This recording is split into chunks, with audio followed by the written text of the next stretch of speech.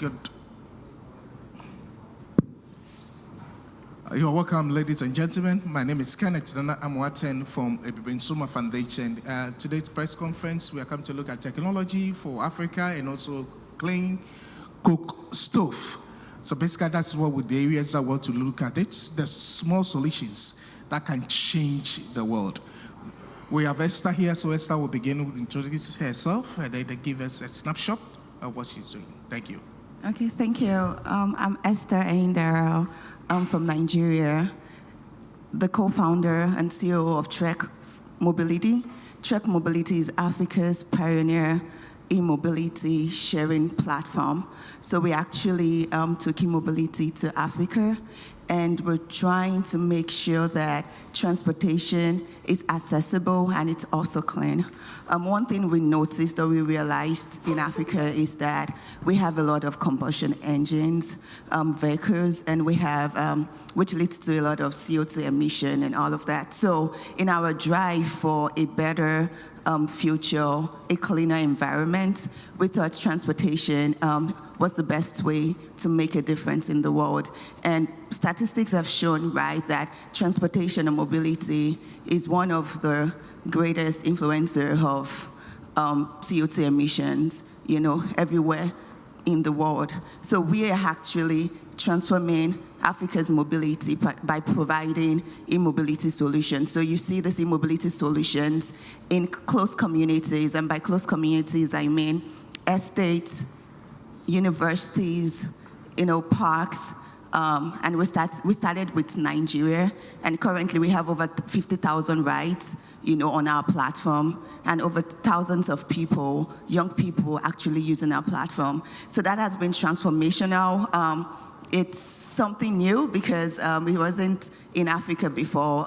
It's also new, like electric scooters is something new also in the Western world, right? But imagine Africa having that and our African youth interacting with that real time. And that has also brought rise to their interest in climate mobility. So when we go to these universities, we're not just deploying electric mobility, we're not just deploying e-mobility, we're actually doing climate advocacy. So we bring the youth in the room, we talk to them, about e-mobility solutions and technology. So the amazing thing is we're actually redefining mobility in Africa, but we're doing this via technology and renewable energy.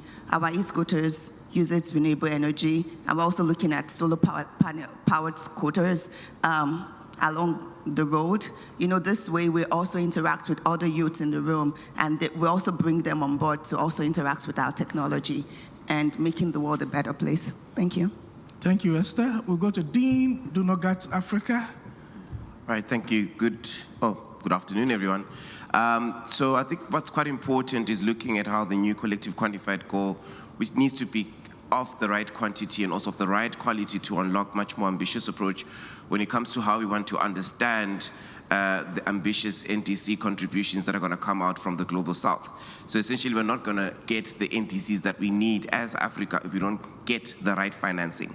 So looking at a good NDC for Global South countries should have, at the very least, include commitments to invest in clean energy, so that as the country develops, it does not lock itself into a fossil fuel-based development pathway that can begin as early as possible to be powered by clean energy. So nationally determined contributions also include adaptation measures, something which is almost forgotten. So meeting the needs of victims of climate change and building resilience is essential to dealing with the climate crisis. So we need to see Global South countries including adaptation measures within their NDCs to highlight the need for adaptation funding and how we can transition from individuals who actually are trying to manage emissions to individuals who are trying to avoid emissions. So one lays out what they can do unconditionally based on their own resources, while there is a second part which outlines what they could do if they receive certain levels of climate finance, it's good to see these as stronger targets that could really be done with the right climate finance of the right quality and the right quantity based on dignity. But there's been some good progress in terms of how we want to look at the whole dynamics around climate finance.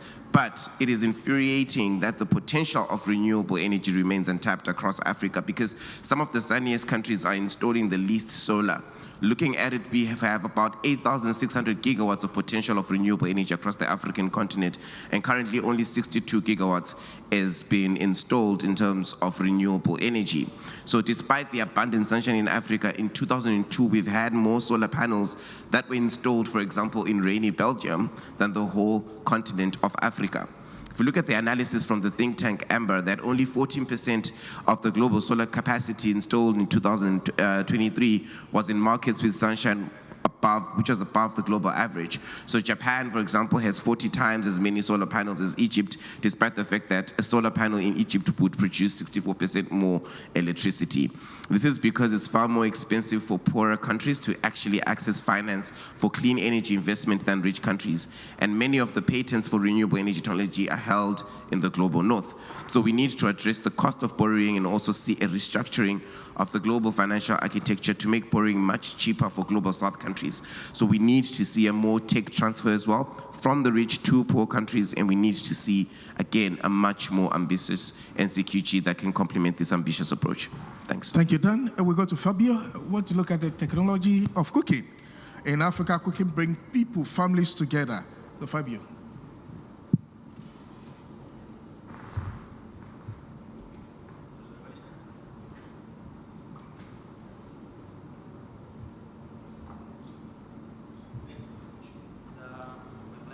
Honored to be here today and updates about the work we are doing at Clean Cooking Technologies, our climate tech startup serving the clean cooking sector.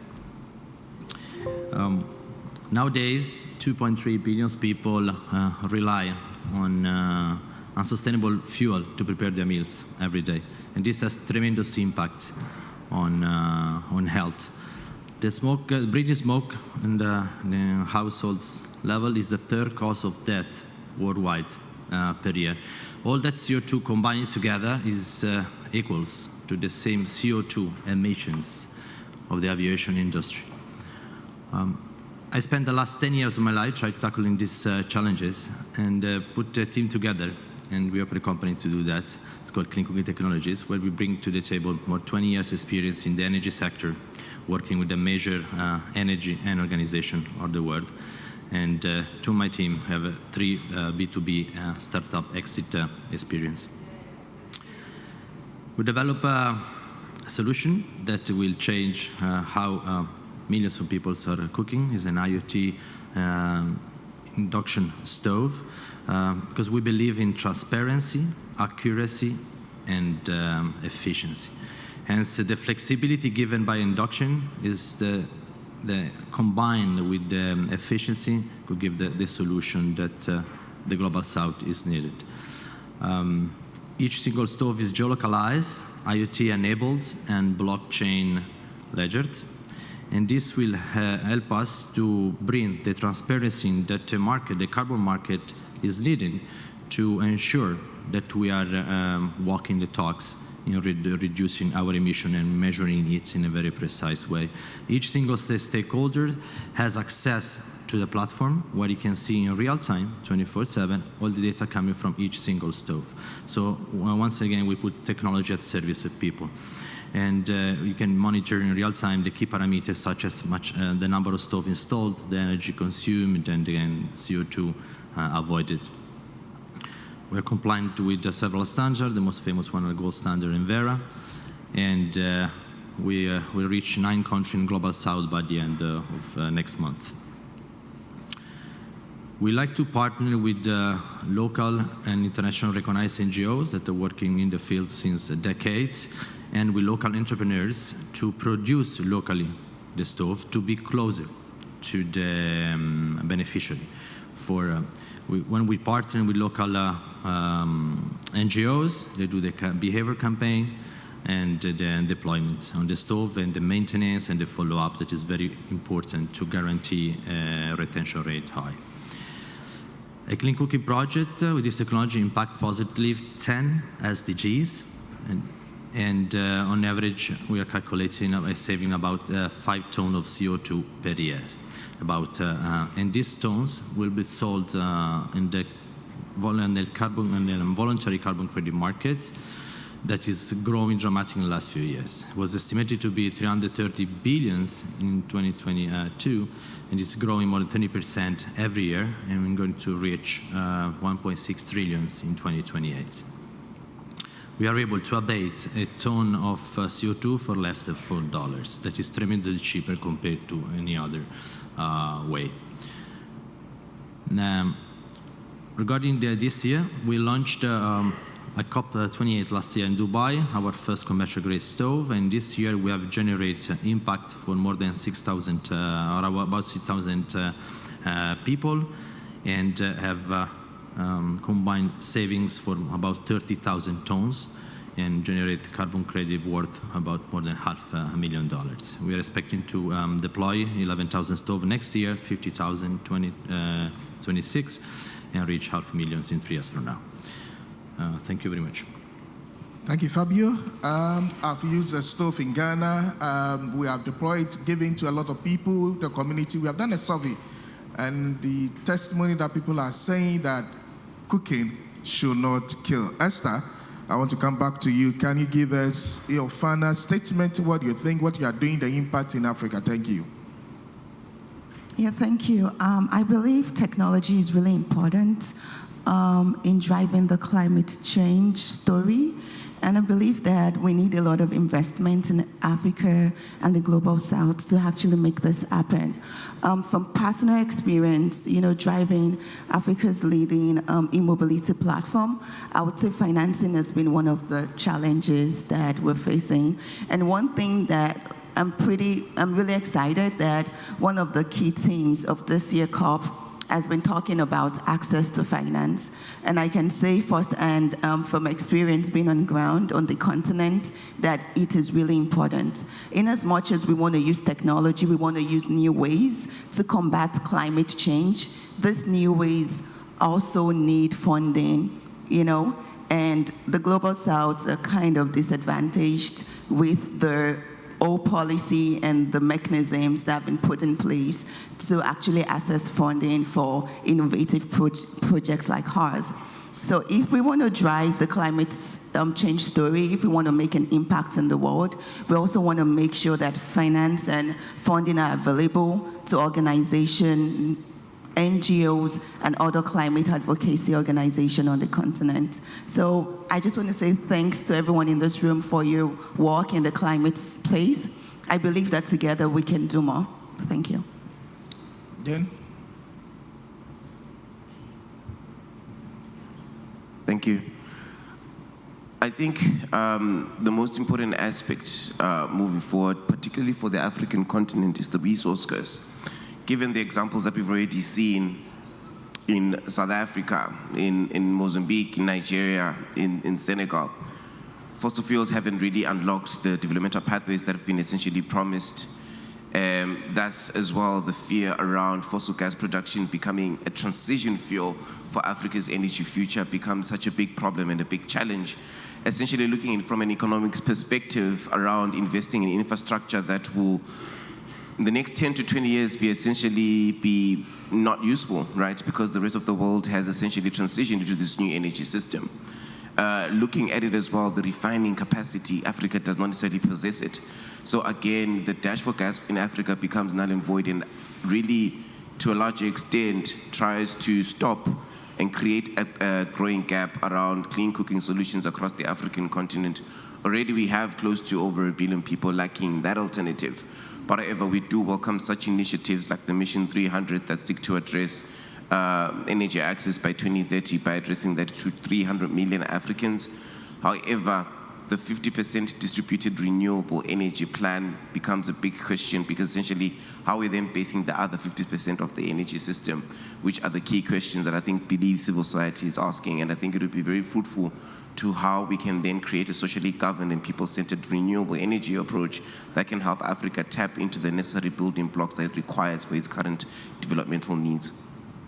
Thank you. Fabio, I know you are working in Uganda, Kenya, Ghana. Can you give us a few experience and the way forward? Thank you. Thank you, Ken. The African journey has been very, very interesting. Been there since the last 10 years, and we have seen picking up the technology. I just came back from West Africa, and I heard a comment that was like, "It is cool to cook with induction." It was kind of become fashioning, and this was very inspiring from a sense, because it's what I think the continent is needed to preserve the nature and reduce damage on health of the most, unfortunately, females that prepare food and to the nature. Thank you. Thank you. I want to open the floor for about 5 minutes. If you have a thing you want to ask. Yes.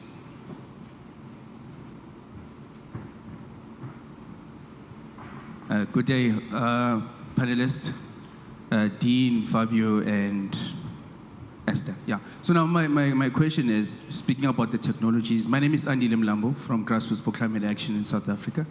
So since I was going around Azerbaijan and I went to the previous COP, I saw that with the COPs, there is whatever your civil society is calling for. When you host a conference, the development happens, and it happens fast. We've seen jobs being created when there's a conference. We've seen technologies being introduced. We've seen infrastructure development. Again, arguably, Azerbaijan it's a developed country. But when you bring a conference, all the things you're speaking about, they happen quicker in a country that's developed. So what's your opinion on saying we call on the conference organizers to take the next 5 conferences to the least developed countries, so that we can use this? Remember, as the negotiators are going there, there's been a struggle with getting finance on adaptation. They want us to get finance on mitigation. So I feel the technologies that you're speaking about are more of adaptation. So what is your plea? What is your take on taking the conferences to countries that are least developed, so that if we employ these technologies in mobility, in stove, Dean talked about the NCQG, if we employ them in the least developed countries, because we've seen when there's a hosting, change happens fast. There's job creation, there's sustainability, there's infrastructure development. So what is your take? Thank you. Thanks for your question. I think I'll be very short in my response. I think, yes, ideally, it would be good to take that into developing countries. Yes, there will be all those promises that you stated, but the reality is as well being able to have the right infrastructure in ecosystem to actually deliver upon the promises of such a very important climate change conference would prove to be quite difficult, particularly if you're coming from a disadvantaged region, essentially. Yes, the idea is around empowerment, but then probably the conversations that you need to be having is how can we create an ecosystem that would then lead to such a scenario, but not necessarily then just saying, hey, the next time we're going to do this, we have to do it in a least developed country, because there are so many other factors that we need to include. Do they have capacity? Are there enough hotels? How's the transport system looking? I mean, already if you're looking at 10 kilometers of road that needs to be redone, for example, in a country like Zimbabwe, it's $1.2 billion. It's a big chunk, right? So we can't necessarily like do a deep dive and say, yes, this is exactly what we need to do. Probably by providing a 10 to 20 year plan, then sure, I think that would be something quite useful. Yeah, thanks for that question. I was having a conversation with some people yesterday. Just like you rightly said, I feel like some countries might not have the necessary infrastructure to support such a global event like this, but it's something we can consider. Probably we can start with regional events rather than world events, and if that can propel countries or maybe Africa or least developed countries to get to work and like implement the solutions we're talking about. But having a long-term plan would definitely help. And I understand with the UNFCCC system, there's also a system in place, and there are like criteria that states or countries need to have before they can host this kind of event. Security is one of it, and resources is also part of it. So it's a good thinking, but I feel like having a long-term plan is a way to go. Okay, so Fabio will give us his last word. Thank you, Ken. No, I would like to make a call for the African entrepreneurs because we believe in partnership and collaboration. And what's our vision is to create a real bridge between the north and the south of the world where we can share values. Everybody has to share what we have. We have technology, we can do it together in Africa. And we would like to open companies in each country that needs this technology, means like all the Saharan Africa. So reach us out and we can definitely find a way how to collaborate together and open production facilities to create local jobs and pay local taxes and be close to the beneficiaries. Let's do it together. Thank you. Dean, your last word, your final statement. Thank you very much. I think for me, closing statements would be gas is not a transition fuel, and I hope we'll come up with much more useful terms and something that can complement the call for a much more renewable energy system for Africa's development. Thank you. What about Esther? Thank you. I would say technology is really important in the fight of climate change, and access to finance for Africa and the Global South is equally important. And let's just keep doing what we're doing to make change in the world. Thank you. So what African is calling for, partnership and also technology transfer, that is a way to go. And we believe if this small thing, this small hanging fruit can be able to change the world. Thank you very much. And we are very grateful. Thank you.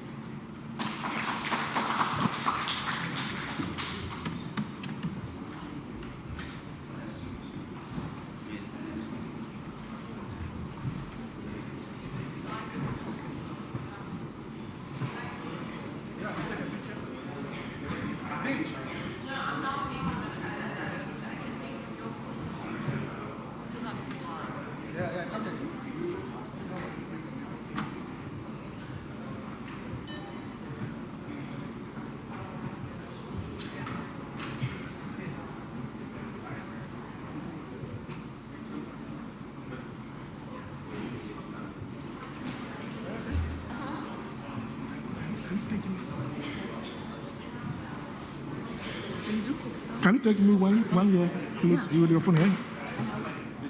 Yeah, take me one here.